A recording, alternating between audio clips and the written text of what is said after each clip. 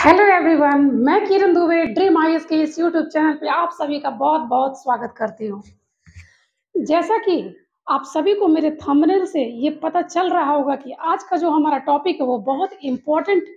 Topic है, क्योंकि आज का जो हमारा टॉपिक है ना तो स्टैटिक क्वेश्चन है और ना ही कोई करंट अफेयर का क्वेश्चन है। क्योंकि आज का जो हमारा टॉपिक है वो बहुत ही बेसिक लेकिन सभी के लिए काफ़ी इम्पोर्टेंट रोल अदा करने वाला, सभी एग्ज़ामों में अधिक इम्पोर्टेंट रोल अदा करने वाला ये टॉपिक है। तो जैसा कि आप मेरे थंबनेल से ये समझ ही गए होंगे कि आज का जो हमारा टॉपिक है वो है कि हमें एनसीईआरटी क्यों पढ़नी चाहिए, हमारे लिए एनसीईआरटी इतनी क्यों महत्वपूर्ण है, क्यों इतना इम्पोर्टेंस हम लोग एनसीईआरटी पुस्तकों को देते हैं। ठीक है, इन सभी बातों को हम एक-एक करके जानेंगे, लेकिन उससे पहले अगर आप इस चैनल पे नए हैं तो इस चैनल को लाइक, शेयर एंड सब्सक्राइब करना ना भूलें। साथ ही अगर आप पिछले किसी अन्य वीडियो को नहीं देखे हैं तो please dream IAS YouTube channel के इस लिंक पे जाके आप सभी वीडियो को देख सकते हैं। ठीक है, तो इस वीडियो को आप एंड तक देखें और सबसे बड़ी बात कि ये बहुत इंटरेस्टिंग वीडियो होने वाली है आप सभी के लिए, जो भी एस्पिरेंट्स यूपीएससी एग्ज़ाम या फिर स्टेट पीसीएस एग्ज़ाम या फिर अन्य किसी एग्ज़ाम में बैठते हैं उनके लिए तो ये बहुत ही ज़्यादा महत्वपूर्ण है, बेनिफिशियल है। ठीक है, तो चलिए इन्हीं बातों को दोहराते हुए हम स्टार्ट करते हैं आज का जो हमारा सेशन है कि हमें एनसीईआरटी क्यों पढ़नी चाहिए। तो हमारे प्यारे साथियों, बात जब भी होगी सिविल सर्विसेज एग्ज़ाम की, चाहे वो यूपीएससी का एग्ज़ाम हो, स्टेट पीसीएस का एग्ज़ाम हो, स्टेट पीसीएस में एमपीपीएससी का एग्ज़ाम हो, यूपी पीसीएस का एग्ज़ाम हो, बीपीएससी का एग्ज़ाम हो या फिर यानी किसी भी स्टेट पीसीएस का एग्ज़ाम हो, एनसीईआरटी बहुत ज़्यादा रेलेवेंट हो जाता है हमारे लिए, बहुत ज़्यादा इम्पोर्टेंट हो जाता है हमारे लिए। ठीक है, अगर आप ये कहते हैं कि एनसीईआरटी की ज़रूरत नहीं है, हम कुछ रेफरेंस बुक को यूज करके हम अपने एग्ज़ाम को कवर कर सकते हैं, तो ये बात बिल्कुल सही है। लेकिन कहीं न कहीं अगर आप आने वाले एग्ज़ाम के पैटर्न को देखते हैं, अगर आप प्रीवियस ईयर क्वेश्चन को देखते हैं, तो आप इस बात से कभी मुकर नहीं पाएँगे कि एनसीईआरटी का जो रोल है, ना चाहते हुए भी अहम होता जा रहा है। ठीक है, खुद मैंने भी 2 बार यूपीएससी मेंस एग्ज़ाम दिया है और बहुत सारे जो सवाल हैं, बहुत सारे जो टॉपिक हैं सवाल के क्षेत्र में, वे डायरेक्ट एनसीईआरटी से बना दिए गए हैं।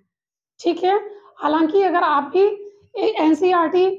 के सभी पुस्तकों को कवर करते होंगे, तो आप ये देखेंगे और साथ ही प्रीवियस ईयर क्वेश्चन को अगर आप देखते हैं, एनालाइज़ करते हैं उसका, तो आप एक ये पाएँगे कि हाँ, कि कुछ क्वेश्चन जो है वहाँ से ठीक हूबहू रिपीट हो रहे हैं। साथ ही अगर हम ऑब्जेक्टिव क्वेश्चन की बात करें, तो ऑब्जेक्टिव क्वेश्चन भी काफ़ी हद तक अगर 10 क्वेश्चन है, तो 10 क्वेश्चन में करीब 5 या 6 क्वेश्चन का वेटेज एनसीईआरटी की तरफ होता है। ठीक है, डायरेक्ट वहाँ से सवाल पूछे जाते हैं। सिविल सर्विसेज के जो एस्पिरेंट्स हैं, उनका कहना है कि यूपीएससी का एग्ज़ाम बिना एनसीईआरटी के भी कवर किया जा सकता है, लेकिन जितना आने वाले एग्ज़ाम में एनसीईआरटी का अतुलनीय योगदान होता जा रहा है, उस हिसाब से एनसीईआरटी के बिना यूपीएससी या फिर किसी भी स्टेट पीसीएस में सिलेक्शन लेना इम्पॉसिबल होता जा रहा है। ठीक है, तो इस बात से नकारा नहीं जा सकता है कि किसी भी एग्ज़ाम में एनसीईआरटी का बहुत कम रोल है। नहीं, एनसीईआरटी का बहुत ज़्यादा रोल होता जा रहा है। ठीक है, इस चीज़ को देखते हुए आज जो हमारी तैयारी है, आज हम सबकी तैयारी जो है किसी भी एग्ज़ाम को लेकर है, वो हम हमेशा से ये कहते आए हैं कि हमें जो अपनी तैयारी करनी चाहिए वो बिल्कुल बेसिक से करनी चाहिए। यानी कि एनसीईआरटी को बेस बनाते हुए हमें उसके बाद रेफ़रेंस बुक की तरफ कदम बढ़ानी चाहिए ताकि एक बेसिक समझ आपकी जो है उस सब्जेक्ट के प्रति डेवलप होता रहे, ठीक है? क्योंकि कभी-कभी ऐसा होता है कि हम छोटे बुक्स को या फिर बेसिक नॉलेज को दरकिनार करके किनारे करके अगर हम एडवांस बुक को पढ़ने लगते हैं, तो परिणाम ये निकलता है कि समझ विकसित नहीं हो पाती है और सबसे उसका बड़ा नुकसान तो ये हो पाता है एग्ज़ाम में कि एग्ज़ाम में जो क्वेश्चन आते हैं, उसको हम टारगेट अच्छे से नहीं कर पाते, अचीव नहीं कर पाते हैं, जो कि हमारे लिए वो नुकसानदायक हो जाता है उतनी मेहनत करने के बावजूद।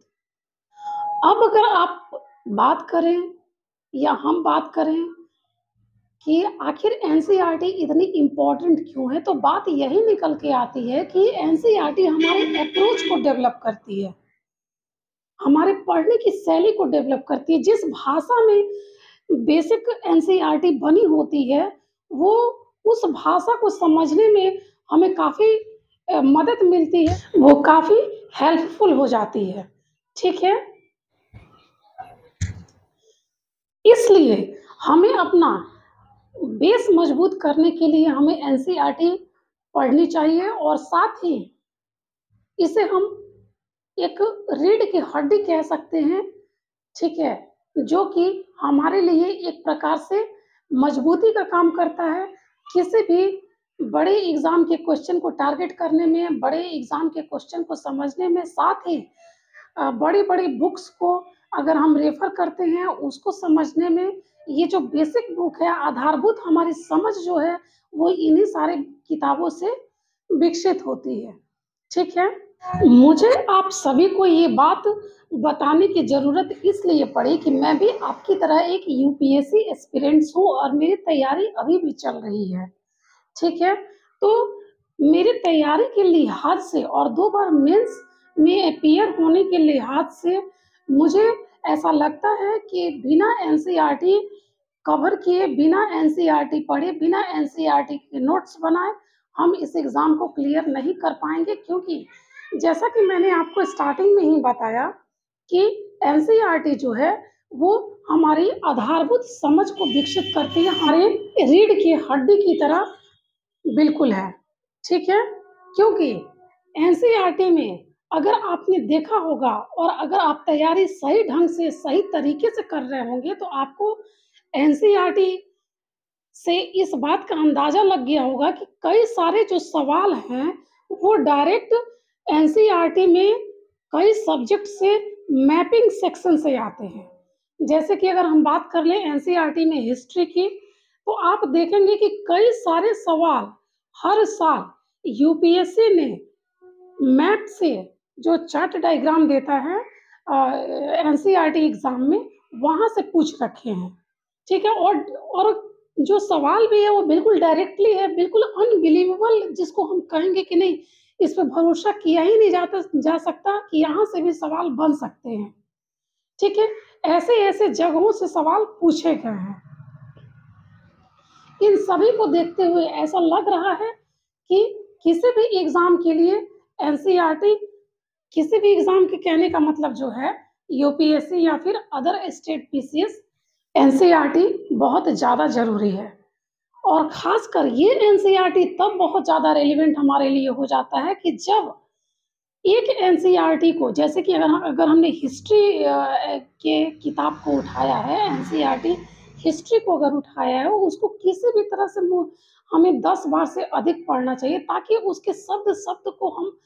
समझ सकें, शब्द-शब्द से खेल सकें, साथ ही उसमें जितने भी प्रकार के चार्ट, डायग्राम, मैप वगैरह दिए गए हैं, उन सभी को एक तरीके से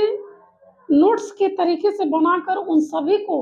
रिमेंबर कर लेना, उसी में हमारी समझदारी है। क्योंकि आए दिन एग्ज़ाम के जो पैटर्न है, ये क्वेश्चन पूछने का जो पैटर्न है, वो काफ़ी बदलता जा रहा है। इसलिए आसान क्वेश्चन को भी टैकल करना मुश्किल हो पा रहा है बच्चों के लिए। ख़ासकर जो बच्चे कॉम्पिटिटिव लेवल में पार्टिसिपेट हो रहे हैं, उनके लिए। इसलिए सभी टॉपर्स भी ये कहते हैं या फिर यूपीएससी एस्पिरेंट्स का भी यही राय होता है, यही मानना होता है कि हमें किसी भी एग्ज़ाम की तैयारी के लिए ख़ासकर सिविल सर्विसेज एग्ज़ाम के लिए एनसीईआरटी बहुत ज़्यादा ज़रूरी है।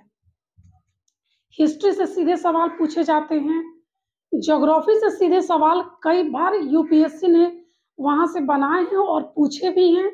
ठीक है? वो चाहे ज्योग्राफी में 6th क्लास का एनसीईआरटी हो, 7th क्लास का एनसीईआरटी हो, इवन 8, 9, 10th, 11, 12 तो खैर 11, 12 जो ज्योग्राफी है एनसीईआरटी की वो तो बिल्कुल यूपीएससी के लिए रामबाण है, क्योंकि 11, 12 एनसीईआरटी जो ज्योग्राफी की है वहाँ से तो बिल्कुल डायरेक्ट सवाल पूछे गए हैं। अगर आपने उसको कई बार पढ़ा है, उस एनसीईआरटी को पढ़ा है, समझा है, उसका नोट्स तैयार किया है, उसकी चार्ट डायग्राम को समझा है, तो यकीनन मैं ये कह सकती हूँ दावे के साथ कि वहाँ से 5 क्वेश्चन में से 4 क्वेश्चन तो आप टच करने की स्थिति में होंगे, ठीक है? इसलिए ये वीडियो बनाने का मेरा एक यही मकसद था कि जो भी यूपीएससी एस्पिरेंट्स हैं या फिर किसी भी प्रकार के सिविल सर्विसेज की तैयारी करने वाले बच्चे हैं, एस्पिरेंट्स हैं, हम सभी की तरह वे लोग एनसीईआरटी को बेस बनाते हुए तैयारी करें, क्योंकि एनसीईआरटी का एक अहम रोल होता जा रहा है प्रत्येक एग्ज़ाम में। इन सभी के लिए ज़रूरी है कि आप एनसीईआरटी को बेस बनाते हुए पढ़ें, क्योंकि जैसा कि मैंने आपको स्टार्टिंग में ही बताया कि जो एनसीईआरटी के पे जो ये वीडियो बनाने का मेरा मेन मकसद था, प्रीलिम्स के सवाल तो पूछे ही जा रहे हैं, प्रीलिम्स के साथ-साथ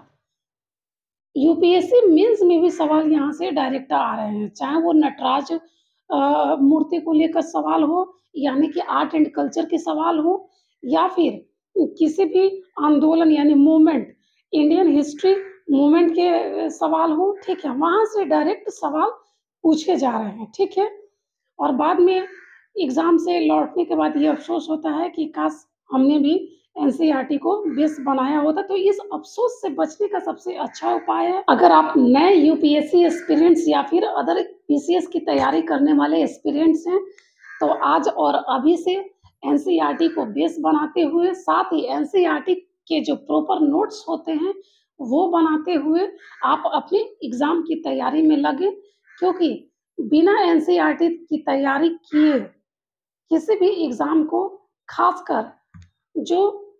ऑब्जेक्टिव एग्ज़ाम है, उसको क्रैक करना मुश्किल हो जाएगा। लेकिन जब तक अगर हम ऑब्जेक्टिव एग्ज़ाम को क्लियर नहीं करते हैं, तो फिर मेंस की तैयारी का कोई फ़ायदा नहीं होता है। इसलिए सबसे ज़्यादा ज़रूरी है कि हमारा जो पहला स्टेप है ऑब्जेक्टिव एग्ज़ाम वाला, जिसको हम लोग प्रीलिम्स एग्ज़ाम कहते हैं, वो क्रैक करने की ज़्यादा ज़रूरत है, और उसके लिए सबसे ज़्यादा ज़रूरत है एनसीईआरटी को मजबूत बनाने की, जो कि हमारी आधारभूत समझ को विकसित करती है। आई होप आज का जो हमारा वीडियो होगा वो आप सभी के लिए बहुत ज़्यादा बेनिफिशियल होगा। इसी उम्मीद के साथ मैंने आपको ये वीडियो अवेलेबल कराया है, क्योंकि मुझे लगा कि एक बार फिर से आप सभी को ये गाइड होना चाहिए कि यूपीएससी या फिर अदर पीसीएस एग्ज़ाम में किसी भी एनसीईआरटी का बहुत ज़्यादा अहम रोल होता है। चलिए इसी वीडियो के साथ इस क्लास को ओवर करते हैं और मिलते हैं नेक्स्ट वीडियो में, नेक्स्ट लेक्चर के साथ। तब तक के लिए खुश रहिए, पढ़ाई करते रहिए। Thank you. हमारी ये